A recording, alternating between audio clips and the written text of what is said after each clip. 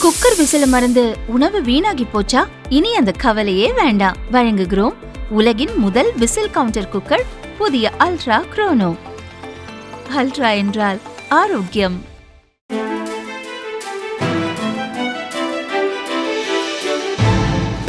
தட்டை, சீடை, முறுக்கு, ரிப்பன் போகடா, அதிரசம், என்ன வேணாலும் செய்யுங்க.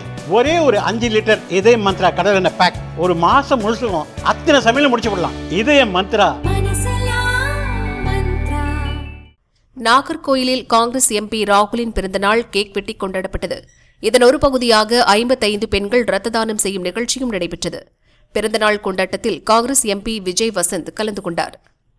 மக்கள் விரோத ஆட்சி நடத்தி கொண்டிருக்கிறார்கள் தான் நம்ம சொல்லுவோம். அது மட்டுமல்ல, இப்போ இந்தியா பாகிஸ்தான் இடையிலான நடந்த இந்த போர் நிறுத்தத்துக்கு ட்ரம்ப் அவர்கள் தான் காரணம் என்று அவர் சொல்லிக் கொண்டிருக்கும் போது நம்மளுடைய பிரதமர் எந்த குரலும் கொடுக்கவில்லை. நேற்று முந்தைய தினம் தொலைபேசி மூலமாக இல்லை, அவர்களுக்கு எந்த ஒரு சம்மதம் இல்லை என்று தெரிவித்த பின்பும் ட்ரம்ப் அவர்கள் மீண்டும் நான் தான் நிறுத்தினேன் என்று கூறியிருக்கார்கள். இதற்கு பிரதமர் அவர்கள் விளக்கம் அளிக்க வேண்டும்.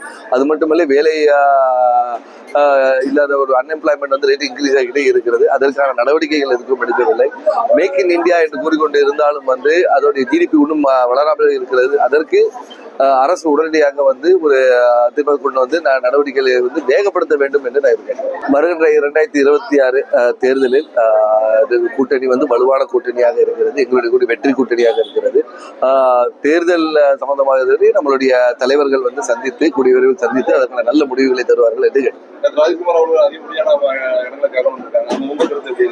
கண்டிப்பாக காங்கிரஸ் சார்பில் கண்டிப்பாக அதிக இடங்கள் கேட்போம். இந்த ஒரு கோரிக்கையில வைப்போம். நாம அது மட்டுமல்ல, ஆட்சியிலும் பங்கு வேண்டும் என்று கேட்க வேண்டும் என்று தொண்டர்களுடைய கோரிக்கைகள் இருக்கு. அதையும் பேச்சுவார்த்தையில் சேர்த்துக்கொள்ளும். இப்போ கிளடியில பாத்தீங்கன்னா பல கண்டுபிடிப்பு இருக்கு. நமக்கு இப்ப கூட அந்த ஆய்வாளரையும் மாத்தி இருக்கிறாங்க. அந்த அதிகாரிகள் அவர்களையும் மாத்தி இருக்கிறாங்க. ஏன்னா தமிழகத்துக்கும் சரி, ஒரு தமிழர் இந்த மாதிரி ஒரு பெருமை சேர்க்கக்கூடிய நிகழ்வுகளை வெளி உலகத்துக்கு தெரிவிக்க கூடாது என்பதற்காக இது முற்றுப்புள்ளி வைக்க முயற்சி செய்கிறார்களா என்பதுதான் ஒரு கேள்விக்குறியா இருக்கும்.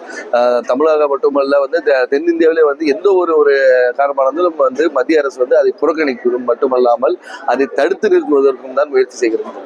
தக் லைஃப் படத்தை கர்நாடகாவில் வெளியிடக்கூடாது சொல்லி வெளியிடாமல் இருந்தார்கள். ஆனால் உச்சநீதிமன்றம் தெளிவான ஒரு தீர்ப்பினை சொல்லியிருக்கிறது. இதை அரசியலாக்கக்கூடாது என்று. ஸோ இது அரசியலாக்காமல் திரைப்படத்தை திரைப்படமாக பார்க்க வேண்டும் என்று தான் நான் கேட்டுக்கொள்கிறேன். ஒரு சில கருத்துக்களுக்காக நீங்கள் ஒரு திரைப்படத்தை தடை செய்வது சரியில்லை என்று சொல்லுங்கள்.